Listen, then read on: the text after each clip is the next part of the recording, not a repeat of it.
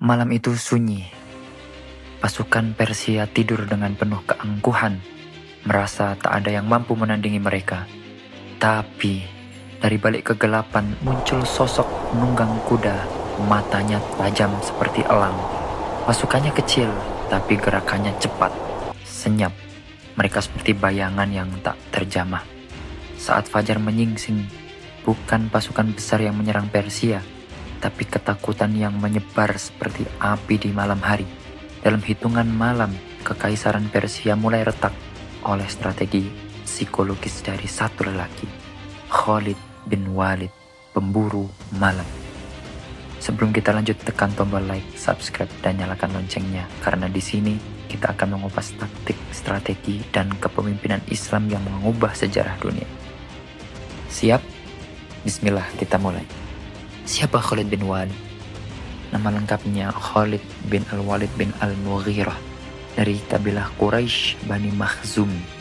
Rasulullah Shallallahu Alaihi Wasallam memberinya gelar yang tidak sembarangan. Gelar yang disematkan dari Rasulullah kepadanya adalah Saifullah Al-Maslul. Saifullah Al-Maslul yang berarti pedang Allah yang terhunus. Ia tak pernah kalah dalam satupun pertempuran. Strateginya cerdas, tindakannya cepat, dan keberaniannya mengguncang musuh-musuh Islam dari Jazirah Arab hingga jantung Persia. Di hadapannya berdiri Kekaisaran Persia, salah satu kekuatan terbesar di dunia pada waktu itu. Mereka punya pasukan besar, pakaian perang mewah, senjata berkilau, dan benteng-benteng yang gagah nan tinggi dan kuat. Mereka memandang rendah kaum muslimin. Hanya kafilah gurun, tidak punya kekuatan. Tapi mereka lupa, mereka berhadapan dengan Khalid bin Walid, seorang jenderal yang tak hanya menyerang tubuh, tapi juga menyerang pikiran. Ia bisa menyerang psikologis mereka.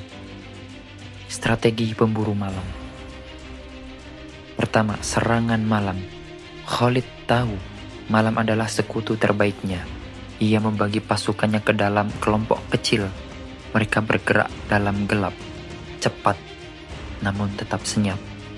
Mereka menyalakan api di berbagai titik, membuat Persia mengira pasukan Muslim jauh lebih besar dari kenyataan. Tengah malam, pasukan Persia terbangun panik. Dari utara terdengar suara kuda, dari selatan terlihat api. Mereka merasa terkepung dari segala arah. Dalam psikologi perang ini disebut perception of encirclement, persepsi terkepung. Musuh kehilangan akal sebelum pedang pun terhunus. Yang kedua, misinformasi dan decoy. Khalid memerintahkan pasukannya meninggalkan jejak palsu. Bendera ditancapkan di lokasi kosong, kurir palsu dikirim, arah serangan disamarkan. Persia pun terpecah, menyebar ke berbagai titik yang salah. Mereka melawan bayangan, bukan pasukan sebenarnya. Yang ketiga, kecepatan versus kekuatan. Pasukan Persia berat, lambat, seperti gajah yang berjalan dalam lumpur. Tapi pasukan Khalid lincah, berkuda ringan, bergerak seperti badai malam. Dalam satu malam, mereka bisa muncul di 3 tempat berbeda. Persia mulai yakin pasukan Muslim jumlahnya ribuan, padahal tidak. Yang keempat, psikologi moral. Khalid memegang satu prinsip dari Rasulullah Sallallahu Alaihi Wasallam. Al-harbu khud'atun. Al-harbu khud'atun. Perang itu adalah tipu daya. Perang itu adalah tipu daya. Hadis riwayat Bukhari dan Muslim. Ia tidak hanya bertarung dengan pedang, tapi dengan akal dan keberanian. Ia menanamkan ketakutan di hati musuh, lalu memanen kemenangan tanpa harus selalu bertempur besar-besaran. Dampaknya, dalam beberapa pekan, Persia mulai runtuh dari dalam. Komando mereka kacau, tentara mereka panik, beberapa benteng mereka bahkan menyerah tanpa perlawanan besar, hanya karena keyakinan bahwa mereka sudah terkepung. Di malam-malam gelap, beredar bisikan di antara pasukan Persia. Al-Arabu ja'u laylan. Al-Arabu ja'u laylan. Orang-orang Arab datang di malam hari. Orang-orang Arab datang di malam hari. Sebuah kalimat yang menjadi momok bagi mereka. Dari satu kemenangan ke kemenangan lain, jalur Persia terbuka lebar. Strategi malam Khalid menjadi kunci awal kejatuhan Persia di hadapan pasukan Islam. Pelajaran besar yang bisa kita ambil dari kisah nyata ini adalah kita belajar banyak hal. Yang pertama, kemenangan bukan hanya soal jumlah. Dalam Al-Quran disebutkan kam min fi'atin qalilatin ghalabat fi'atan katsiratan biidznillah. Betapa banyak pasukan-pasukan yang sedikit di dalam sejarah dapat memenangkan pasukan yang jauh lebih banyak. Yang kedua, psikologi musuh adalah medan tempur yang nyata.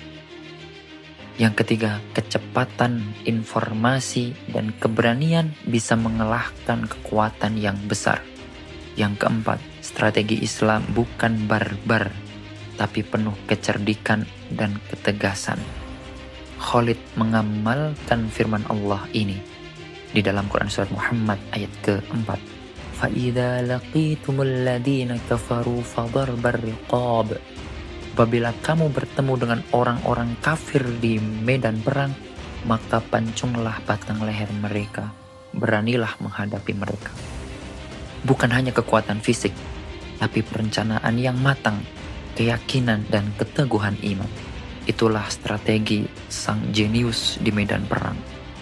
Itulah strategi orang yang pernah terkalahkan sepanjang hidupnya. Itulah strategi orang yang memiliki kemampuan berperang yang sangat luar biasa. Itulah strategi orang yang tidak akan dilahirkan kembali oleh rahim seorang ibu, kecuali hanya satu orang itu. Ialah pemburu malam, ialah siapa? Ialah Khalid bin Walid. Panglima yang menaklukkan musuh bukan hanya dengan pedang, tapi dengan pikiran dan keberanian.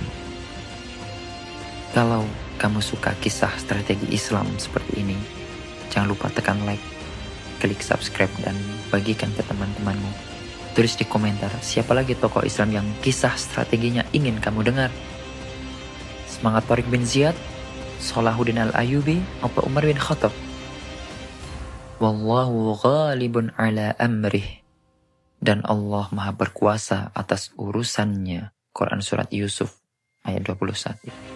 Sampai jumpa di kisah berikutnya. Assalamualaikum warahmatullahi wabarakatuh.